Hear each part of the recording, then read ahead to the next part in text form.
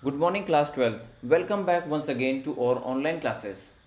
Today we are going to continue the part of the chapter that was a chapter number 6, and the name of the chapter is a magnetic induction. Let me once recap whatever we have studied in our last classes. In the last class of the induction, we have started with the Faraday's experiment. In the Faraday experiment, we have learned about the three types of experiment, what the Faraday have done. After that, those experiments, he have made one conclusion there. What was the conclusion? The conclusion was that the change in a flux will produce the induced EMF.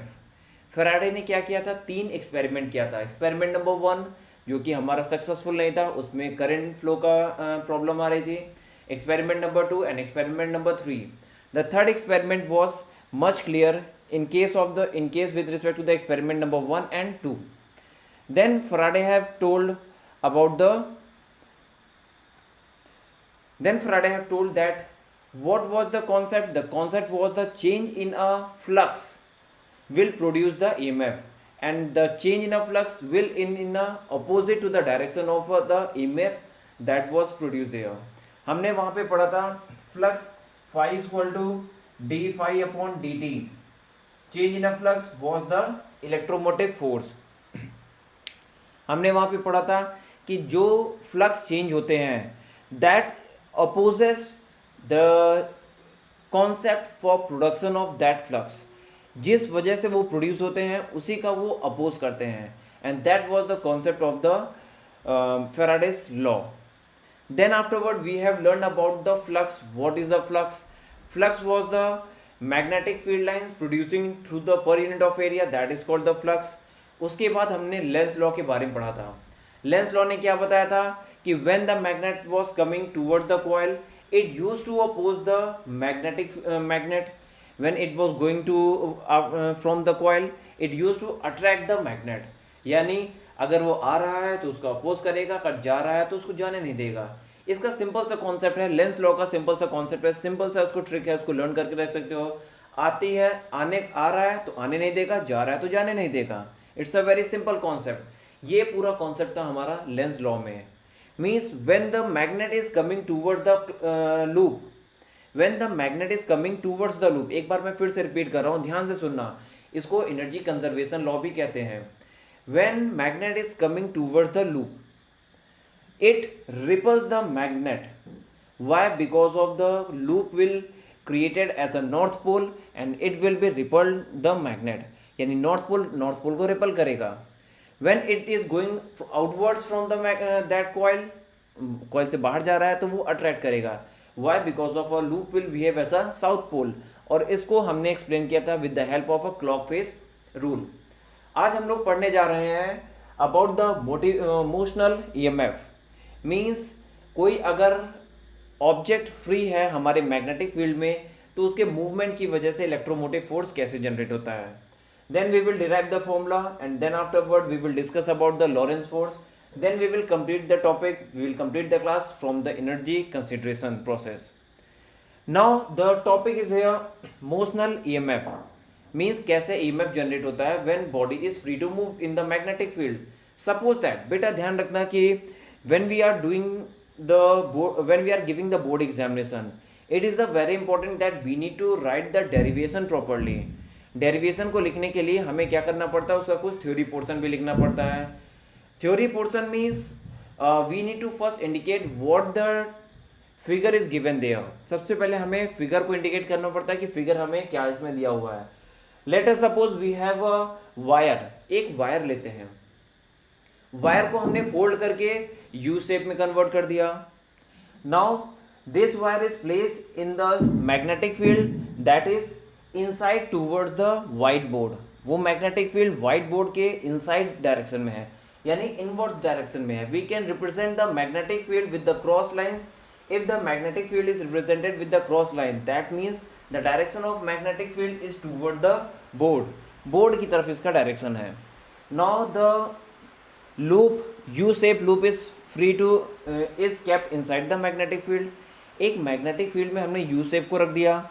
अब इस पर एक wire PQ हमने रख दिया जो free है move करने के लिए. एक वायर पी क्यू पुट किया जो फ्री है हमारा मूव करने के लिए, इस पूरे कॉइल पे मूव करने के लिए, आगे पीछे मूव करने के लिए फ्री है. Now what is the length of a wire p q? That is the length is l air, and we have kept this wire that is from small x distance from this terminal r s. इस terminal r s से हमने small x distance पे हमने इसको put किया. Now when the wire will move towards the RS, जब wire हमारा RS की तरफ मूव करेगा, ध्यान से समझना, बहुत ही छोटा सा कॉन्सेप्ट है, सिंपल सा कॉन्सेप्ट है. when wire will move toward the RS, wire हमारा RS की तरफ मूव करेगा, what happened there? the area will be changed, area हमारा चेंज होगा. और हम लोगों ने फैराडे को ने हम लोगों को बताया था कि when area will change the flux will also be changed. कैसे चेंज होता है? we know the formula flux phi is equal to b dot a. हमारा फ्लक्स का फॉर्मूला क्या होता है? phi is equal to b dot a. means when the area will change here, the flux will also change. ये हमारा concept था Faraday का. now what is the concept? let me derive the equation here. okay, now we was talking about the flux. हम लोग flux की बात कर रहे थे. फ्लक्स की क्या बात कर रहे थे कि जैसे ही वायर अंदर आता है, इसके एरिया में कुछ डिक्रीमेंट होगा, एरिया में चेंजेस होंगे. एरिया में चेंजेस होंगे तो हमें पता है कि flux phi equal to b dot a होता है, और चेंज इन अ फ्लक्स हमारा क्या होता है? Depends on a area. यानी अगर हम बात करें flux phi equal to b dot a. हाँ, एक चीज़ और है, यहाँ पे डॉट ए लगा हुआ है तो कॉस थीटा क्यों होगा, साइन थीटा क्यों होगा? ये चीज़ आपको पहले भी बताया गया था कि why we are using the dot product here and why we are using the cos theta. Okay, for the maximum field we will put the cos maximum value. Now the cross section area, if in this case magnetic field is a constant value, यहाँ पर क्या है? Magnetic field हमारा constant value है. Change क्या हो रहा है? Cross section area. अगर क्रॉस सेक्शन एरिया चेंज हो रहा है तो फ्लक्स में चेंजेस होंगे, you know very well. Now what is the area here? You can find from the here area of loop will be here length into breadth. What is the length? x, and breadth is here l. Then flux phi is equal to b dot l into x. ये हमारा flux की value हो जाएगी. Now what amount of EMF is generated here? इस flux की वजह से कितना EMF जनरेट होगा? इस फ्लक्स की वजह से EMF होगा EMF is equal to minus D phi upon D T. हमारा एग्जैक्ट फॉर्मूला क्या होता है? एग्जैक्ट फॉर्मूला हमारा होता है minus N D phi upon D T. But in this case we are taking the value of N 1. Value N की 1 ले रहे हैं. क्यों ले रहे हैं? Because of this one is a one single loop. ये सिंगल लूप कंसीडर कर रहे हैं, एन की वैल्यू 1 ले रहे हैं. So if we will take value of n1, it will be E is equal to minus d phi upon dt. Now put the value of phi here. Then EMF E is equal to minus d phi is here b into L into x upon dt. ये हो जाएगा. Now B and L is a constant here. हमारा magnetic field constant है because of it is inverse. Constant value of magnetic field है. Length of P Q is constant है, ये भी हमारा कॉन्स्टेंट है. चेंज क्या हो रहा है? ये एक्स में चेंजेस हो रहे हैं. So we can say EMF E is equal to minus B into L into D X upon D T. और ये D X upon D T हम लोगों ने चैप्टर नंबर 1 में, हम लोगों ने क्लास 11 में पढ़ा था. Rate change of a displacement is represented by the velocity. So it will be minus B into L into minus V. अब हमने वेलोसिटी निगेटिव क्यों लिया? हमने वेलोसिटी निगेटिव क्यों लिया? क्योंकि वेलोसिटी क्या होता है? Change in a displacement upon time.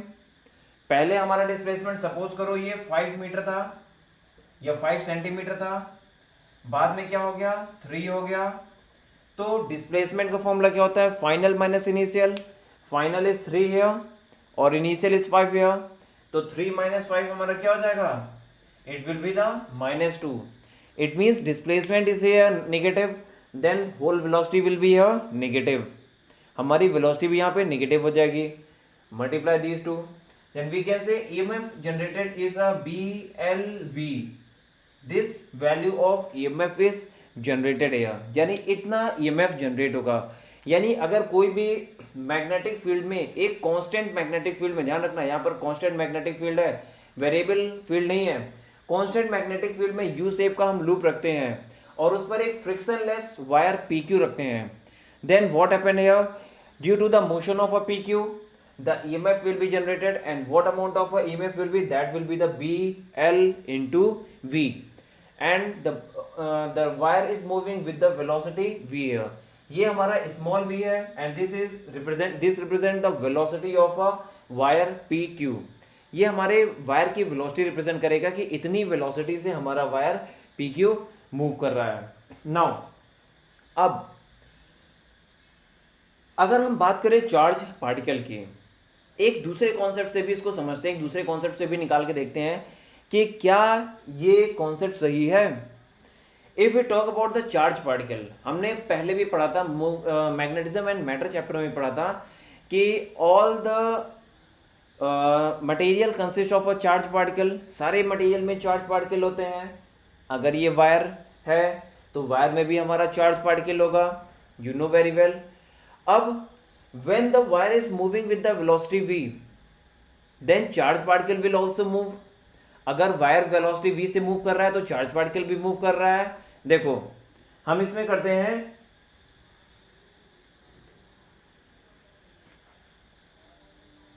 हाँ चार्ज पार्टिकल भी हमारे मूव कर रहे हैं। नाउ हम लोग डिस्कस कर रहे थे, हम लोग बात कर रहे थे कि the wire, about the wire PQ, wire PQ के बारे में बात कर रहे थे। मींस PQ वायर में हमारा क्या है, चार्ज पार्टिकल है। जब वायर हमारा मूव करेगा तो चार्ज पार्टिकल भी कुछ मूव कर रहे हैं। अगर चार्ज पार्टिकल मूव कर रहे हैं तो कुछ उस पर फोर्स लग रहा है, and that force is called the electromotive force. It means हमारे चार्ज पार्टिकल किधर से मूव करेंगे, इस इलेक्ट्रॉन से, इलेक्ट्रोमोटिव फोर्स की वजह से इधर P से हमारे किधर मूव कर रहे हैं, टूवर्ड्स Q। अब इस चार्ज पार्टिकल के मूवमेंट में कुछ अमाउंट ऑफ वर्क डन भी होगा। Let we find that work done here. इसको देखते हैं कि कितना अमाउंट ऑफ वर्क डन इसमें होगा। What amount of the work done will be take place, means we are going to find the work done to move charge particle from P to Q, P से Q, एक charge particle को P से लेकर आ रहे हैं, Q तक ला रहे हैं, कितना अमाउंट ऑफ वर्क डन होगा। That work done will be force into displacement, and the displacement is L here। इस L लेंथ पे मूव कर रहा है तो डिस्प्लेसमेंट हमारा L होगा। Now what amount of a force is generated here. हम लोगों ने मैग्नेटिज्म में पहले पढ़ा था कि इसमें कितना फोर्स जनरेट होगा। अगर मैग्नेटिक फील्ड में कोई भी चार्ज पार्टिकल रखा है, मूविंग चार्ज एंड मैग्नेटिज्म में पढ़ा था कि when the charge particle is kept in a magnetic field, what amount of a force will be generated, the value of the force will B VBL sin theta. हमें यहाँ पे कितना force generate होगा, यहाँ पे हमारा फोर्स जो generate होगा that will be the F equal to QVB। इतना अमाउंट ऑफ फोर्स जनरेट होगा, and L is here, already L पहले से था, तो कितना वर्क डन होगा, this amount of work done is will be here. अब इस चार्ज को यहां से यहां तक ला रहे हैं। अगर चार्ज मूव कर रहा है इट मींस इलेक्ट्रोमोटिव, कुछ ना कुछ उस पर फोर्स लग रहा है, and that force is called the electromotive force. Means what is the electromotive force, electromotive force is the work done to move the charge Q। इस चार्ज को मूव कराने में कितना वर्क डन हो रहा है, that is called the electromotive force. Put the value of W here, W is here QVB into L upon Q, Q and Q is cancelled out, and this will be the VBL। this amount of EMF will be generated। यानी ये prove हो गया कि दो concept हैं यहाँ पर। अभी हम लोगों ने क्या पढ़ा है, एक बार मैं फिर से रिमाइंड करा देता हूँ, एक बार फिर से रिवाइज करा देता हूँ फिर से, तब हम लोग आगे बढ़ते हैं नेक्स्ट कॉन्सेप्ट की तरफ। This was the concept we was considering the U shape. हम एक यू शेप का लूप्स कंसिडर कर रहे थे। इस पर हमने एक फ्रिक्शनलेस वायर PQ पुट किया, that the length of the wire is L। एक फ्रिक्शनलेस वायर पुट किया। The direction of magnetic field was inwards, अंदर की डायरेक्शन में मैग्नेटिक फील्ड था। हमें निकालना था कि कितना EMF जनरेट होगा। यानी अगर कोई भी फ्री वायर इसमें पुट रखा हुआ है तो इसमें एक इलेक्ट्रोमोटिव फोर्स होगा, इस फोर्स की वजह से हमारा एरिया चेंज होगा। ये जब वायर पी क्यू इधर आएगा तो इसके एरिया में कुछ चेंजेस होंगे, और हमें फैराडे ने बताया था कि due to the change in area the flux will be generated, एक फ्लक्स जनरेट होगा और उस फ्लक्स से हमारा इलेक्ट्रोमोटिव फोर्स जनरेट होगा। जो भी फ्लक्स इसमें जनरेट होता है उसकी वैल्यू क्या होगी, B dot A, area is air, length into breadth, L into X. हमने ईएमएफ निकाला, ईएमएफ से हमारा फॉर्मूला आ गया this, B L into V. यहाँ पे निगेटिव वेलोसिटी यूज करेंगे। उसके बाद हम लोगों ने क्या पढ़ा कि every material consist of a charge particle, हर एक मटेरियल में चार्ज पार्टिकल होता है। तो चार्ज पार्टिकल को चार्जेस अगर यहाँ से मूव कर रहा है पी टू क्यू, अगर एक चार्ज पार्टिकल पी से क्यू की तरफ मूव कर रहा है तो कुछ ना कुछ उसमें फोर्स, इलेक्ट्रोमोटिव फोर्स जनरेट होगा। अब देखते हैं कि क्या ये इलेक्ट्रोमोटिव फोर्स इस मूवमेंट ऑफ वायर के फोर्स के इलेक्ट्रोमोटिव फोर्स के इक्वल है, यानी हर एक प्लेस पर सेम इलेक्ट्रोमोटिव फोर्स जनरेट हो रहा है या नहीं हो रहा है। हमने निकाला the work done to move the charge from P to Q will be force into displacement, the value of the force will be या क्यू वी बी। हम लोगों ने मैग्नेटिक के केस में पढ़ा था कि अगर कोई भी charge particle, moving charge magnetism में पढ़ा था कि कोई भी चार्ज पार्टिकल अगर मैग्नेटिक फील्ड में रखा है तो उस पर कितना फोर्स लगेगा, Q into V into B. हमने पुट किया। Now the EMF is equal to the amount of work done to move the charge, और यही हमारा पोटेंशियल का कॉन्सेप्ट होता है, यही हमारा ईएमएफ का कॉन्सेप्ट होता है। डब्ल्यू की वैल्यू पुट किए, हमें यहाँ पे वी बी एल मिल गया। Means in each and every place, in each concept, the EMF generated in the field will be B into L into V, and V is the velocity here, B is the magnetic field here, and L is the length of a free wire, that is the PQ. Okay? Okay class, now this is the last topic of the day and we are going to discuss about the energy consideration. Means in the last class we have discussed about the Lenz law. What was the Lenz law? The Lenz law was, क्या Lenz law वहाँ पे था? Lenz law वहाँ पे क्या था कि when the magnet was incoming towards the loop, एक अगर मैग्नेट लूप की तरफ आ रहा था तो वो क्या कर रहा था, इट पुशेस बैकवर्ड, वो बाहर की तरफ पुश कर रहा था। But when magnet was going outwards to the loop, it attracting towards each other, वो मैग्नेट को अट्रैक्ट कर रहा था। यानी अगर मैग्नेट आ रहा था तो उसको आने नहीं देगा, अगर जा रहा है तो जाने नहीं देगा। यही प्रोसेस वहाँ पे हो रहा था। सिंपल से इसको आप ट्रिक लर्न करके रखना कि लेंस लॉ हमारा क्या था मैग्नेट के केस में, अगर मैग्नेट आ रहा है तो उसको आने नहीं देगा, अगर जा रहा है तो उसको जाने नहीं देगा। And that was the concept of the energy conservation.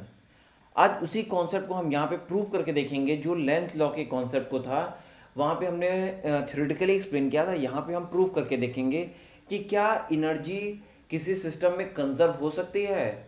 Means अगर एक तरफ वेरिएशन में पावर जितना जनरेट हो रहा है उतना ही पावर हमारा दूसरी तरफ वेरिएशन में जनरेट होगा। एक तरफ एनर्जी जितना रिलीज हो रही है पावर के फॉर्म में, उतना ही पावर के फॉर्म में दूसरी तरफ एनर्जी यूज हो जा रही है। So we will say the energy is conserved here. Let we see here how we can do. In this case when this wire was moving with the velocity v, जब ये wire हमारा v velocity से move कर रहा था, इसमें v velocity से move करने की वजह से कुछ क्रॉस सेक्शन एरिया में चेंजेस आ रहे थे। Due to this changes the magnetic flux was change there, हमारे मैग्नेटिक फ्लक्स चेंज हो जा रहे थे, और मैग्नेटिक फ्लक्स चेंज होने की वजह से एक करंट जनरेट हो जा रहा था। फिर से एक बार मैं एक्सप्लेन करूंगा। The charge was moving from p to q and this wire was also moving in this side. Due to the movement of wire, the cross section area will be less, come cross section area हो जाएगा, जिसकी वजह से flux में changes होगा। अगर flux में changes हो रहा है तो एक हमारा ईएमएफ जनरेट होगा, और अगर ईएमएफ जनरेट होगा तो करंट हमारा फ्लो करेगा। Now what amount of a current will flow from the circuit? The current I will flow EMF upon R. The direction of current will be like this. This is the direction of current in the circuit. ये direction of current है हमारा circuit में, we can represent I. And what is the resistance here? The small r is the resistance of circuit. Resistance of circuit. ये इस circuit का resistance है। तो what amount of the current will be generated here? The amount of current is generated here is a EMF upon small r. Now in the last derivation we have proved there the EMF was B L V upon small r. This value was the value of the EMF.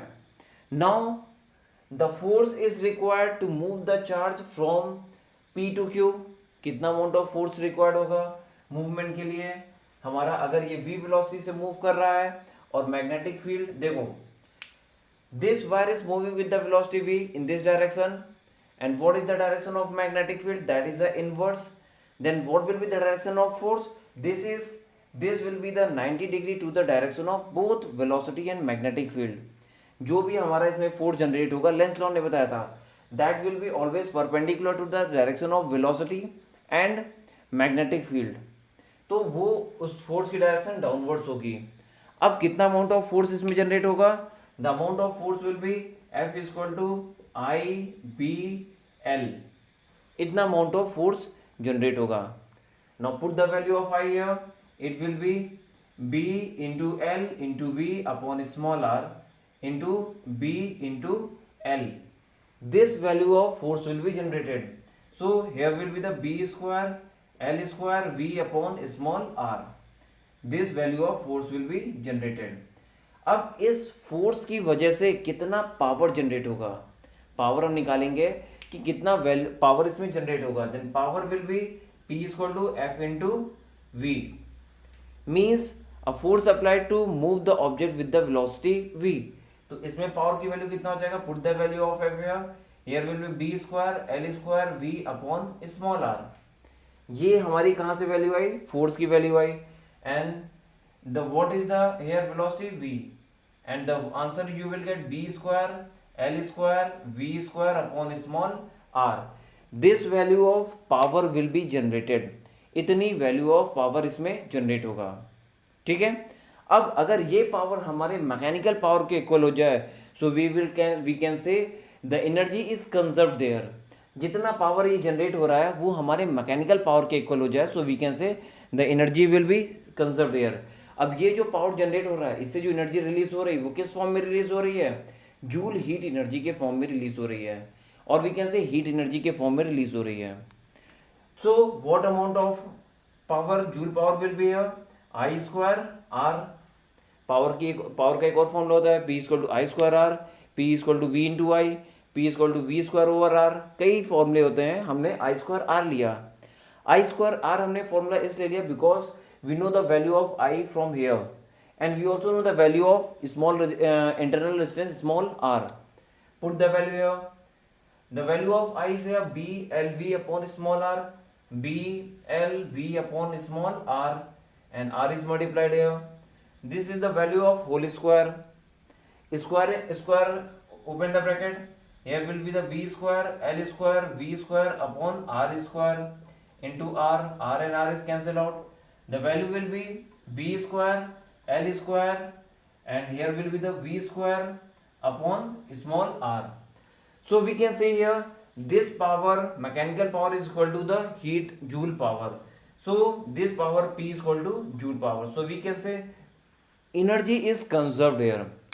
इससे हम कह सकते हैं कि energy हमारा यहाँ पे conserved है. जो भी हमारा एनर्जी इसमें यूज होगा वो यहाँ पे लेंस लॉ को भी प्रूव कर रहा है, और लेंस लॉ में क्या होता है, क्या था, एनर्जी कंजर्वेशन के बारे में बताया था, वो यहाँ पे प्रूव हो जा रहा है. ठीक है. So take the screenshot of this derivation, so you will be easily able to note down in your copy. Make the notes, start your studies. पढ़ाई करना बेटा स्टार्ट करो, नोट्स बनाना स्टार्ट करो. सारे चैप्टर के नोट्स बनाओ, तैयार करो. हर एक चैप्टर वाइज मैं नोट्स के कुछ शॉर्टकट्स, कुछ नोट्स सॉफ्ट कॉपी के फॉर्म में मैं देता जा रहा हूँ. आप हार्ड कॉपी में इसको नोट करते जाओ ताकि एग्ज़ाम के समय में लर्न करने में ये आसानी रहे. इसके बाद 3 टॉपिक हमारे और बचते हैं. एक कंडक्टेंस, एडी करंट बचता है, एक कंडक्टेंस बचता है, and last one is the AC generator, जो कि तीनों हम कोशिश करेंगे कि नेक्स्ट क्लास में इसको कंप्लीट कर लें, ताकि उसके बाद हम NCERT के एग्जाम्पल्स को डिस्कस करके फिर हम लोग लास्ट टॉपिक, जो लास्ट चैप्टर स्टार्ट करेंगे, that will be the AC और alternating current. That is a very important chapter regarding to your board examination also, and regarding to your other examination like as a JEE examination and also as well as NEET examination. So अच्छे से पढ़ाई करते रहो। मैं बार बार यही चीज़ बोल रहा हूँ, इस बार फिर बोल रहा हूँ कि एनसीईआरटी के सारे क्वेश्चन सॉल्व करो। एनसीईआरटी के क्वेश्चन बहुत इंपॉर्टेंट हैं, चाहे वो एग्जाम्पल्स हों, चाहे वो एक्सरसाइज हों, चाहे वो एडिशनल एक्सरसाइज हों, do all the questions. If you have any problem, you can message me or you can text me or you can comment on the comment box here. So do like the channel, share it and subscribe the channel if you have not subscribed that. और finally हम लोग next class में फिर से मिलते हैं, तब तक के लिए goodbye, take care, bye bye.